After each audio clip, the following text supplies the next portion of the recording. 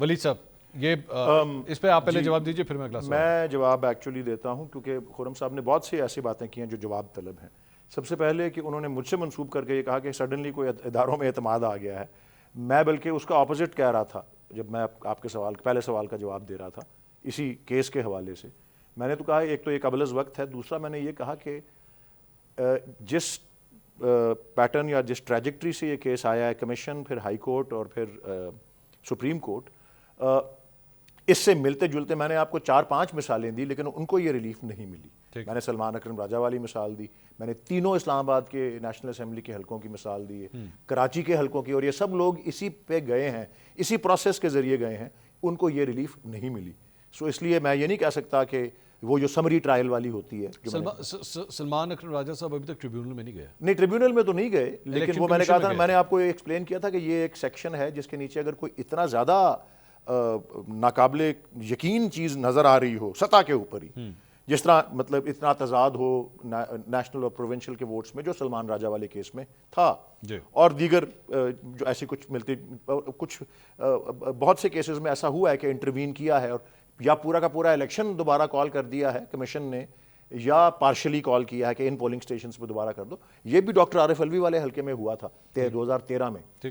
میں صرف یہ کہہ رہا ہوں کہ یہ کچھ ایسے کیسز تھے جس میں اسی قسم کا فیصلہ آ جانا چاہیے تھا, اب تک ان میں یہ نہیں آیا, تو اس لیے یہ ایک آؤٹ لائر مجھے نظر آ رہا ہے. دوسری بات, 2015 میں جو کمیشن بنی تھی جس میں الیکشن کی ٹوٹیلٹی چیلنج ہو سکتی تھی, بالکل اسی وجہ سے بنی تھی, اور میں یقین رکھتا ہوں کہ وہ کیس جو ہے ہماری طرف سے اور ہمارے جو وکلاء اور جو اسٹریٹجسٹ تھے ان سے مس ہینڈل ہوا تھا. اچھا, ہاں جی, میں یہ سمجھتا ہوں اس میں کیونکہ اس بات کو اب 7 سال ہو گئے ہیں, 8 سال میری فنگر ٹپس پہ تھا. انہوں نے 3 چیزوں پہ فوکس کیا تھا.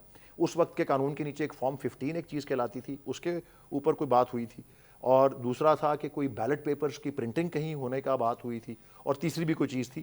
اصل فوکس کسی اور طرف ہونا چاہیے تھا, وہ ان کا انفارچونیٹلی نہیں ہوا, لیکن وہ منظم دھاندلی ثابت نہیں کر سکے. ہوئی ضرور تھی, وہ ثابت نہیں کر سکے. یہ میں آپ کو رائے دے رہا ہوں. لیکن الیکشن کمیشن یہ کتنا اسٹرانگ آرگومنٹ ہے, لیکن میں صرف یہ بتا دوں ہمارے when ever Pakistan Tehreek Insaf loses a case تو ہر دفعہ یہی کہا جاتا ہے کہ جی لڑنے والے ٹھیک نہیں تھے. ابھی آپ لوگوں نے پشاور ہائی کورٹ سے آپ لوگ ہارے مخصوص نشستوں پہ, اس پہ بھی پی ٹی آئی کے اندر یہی ہوا کہ جناب ہمارے وکیل تگڑے نہیں تھے. نہیں, میں اس وقت بھی حفیظ پیرزادہ صاحب ہمارے وکیل تھے. He was very capable lawyer, اللہ ان کو غریق رحمت کرے.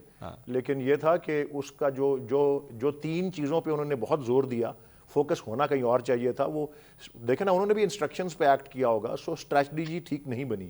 میں آپ کو صرف ایک ایگزامپل دینا چاہ رہا ہوں اسی دور کا, اسی وقت کا.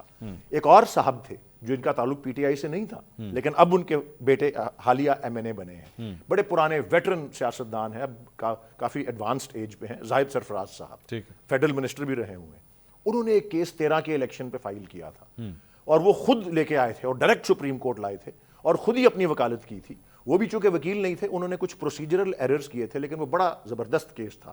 اگر ایسی کوئی چیز اٹھا دی جائے اور ایسا کیس پراپرلی پریپیئر کیا جائے تو اس سے بڑی چیزیں کھل سکتی ہیں. انہوں نے, میں بتاتا ہوں کیا بڑی ذہانت سے انہوں نے وہ کیا تھا. حلقے انہوں نے چنے تھے شاید 15-20 تھے, لیکن 15-20 تعداد بہت بڑی ہوتی ہے. انہوں نے بتایا تھا کہ وہاں ووٹ کاسٹ کتنے ہوئے ہیں, اور وہ کافی سارے ان میں کراچی کے حلقے تھے اور دیگر کچھ شہروں کے بھی تھے.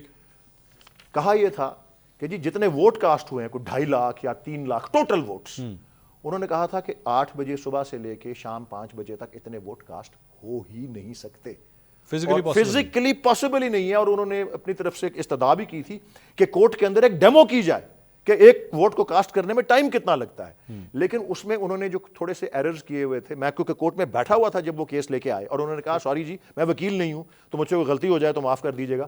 انہوں نے پہلے ہی غلطی پکڑی. انہوں نے کہا جی کہ آپ تو پورے الیکشن کو چیلنج کر رہے ہیں, آپ نے پارٹی بنایا سارے ایم این ایز کو. انہوں نے کہا نہیں بنایا, سوری ڈسمسڈ.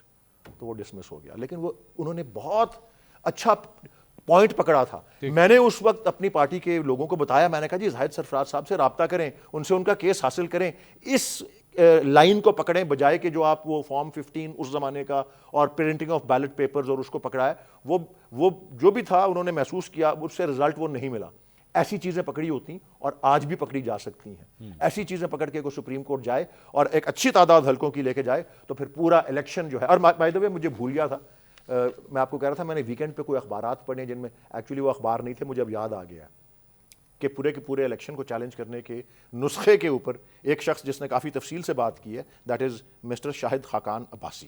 ان کے آپ ویکینڈ کے کچھ شوز دیکھیں، انہوں نے 1-2 اینکرز سے بات چیت کی ہے، ان میں بھی یہ بات ہے. سو اس کیس کو میں اتنا تو ضروری نہیں ہے کہ زور دوں، لیکن الیکشن کی ٹوٹیلٹی چیلنج کرنے کی بہت سے جو ہیں ایونیوز اویلیبل ہیں، اور بہت سی بے ضابطگیاں ہیں جن کو انٹیلیجنٹلی استعمال کیا جائے تو یہ ہو سکتا ہے.